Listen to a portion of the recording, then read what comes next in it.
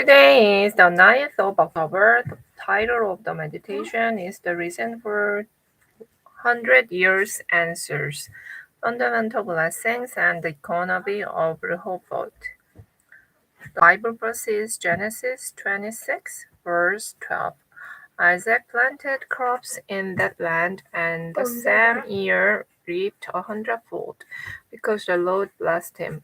You must restore the economy of light and the temple of light. When you do, God gives answers that last for 100 years, fundamental blessings, and the answer of Rehoboth. First, this is because you must break the curses and the culture of darkness that take hold of individuals. If you don't build the right kind of sanctuary, many people turn to temples of idols, fall into fortune telling and shamanistic rituals, and end up offering sacrifices to demons. Second, the power of darkness has already begun to take deep root in families through the Nephilim culture. God sent the Lamb to solve the problems that began in the Garden of Eden, the time of the Nephilim during Noah's flood, and the Tower of Babel. Third, the culture of darkness becomes a complete disaster when it spreads to the public and the nation. Satan has always used idols to manipulate powerful nations. For example, King Solomon built idol temples across Israel, and King Ahab raised idol prophets within his own palace. Even nations like Rome and Japan spread idol worship throughout the world.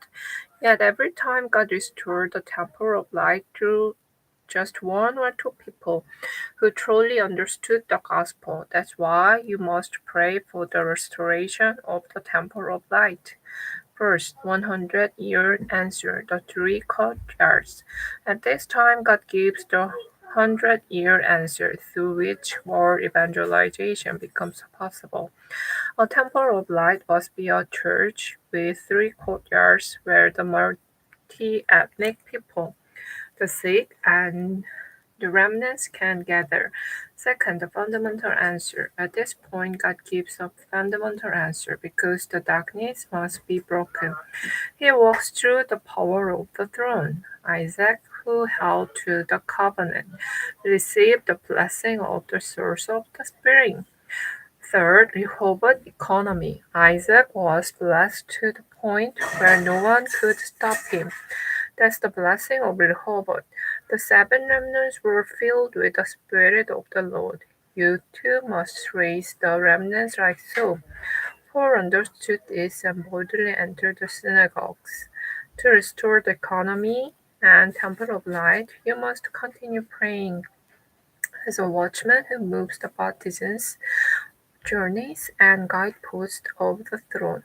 That's when God's kingdom comes, and after that, the works of his kingdom begin to unfold.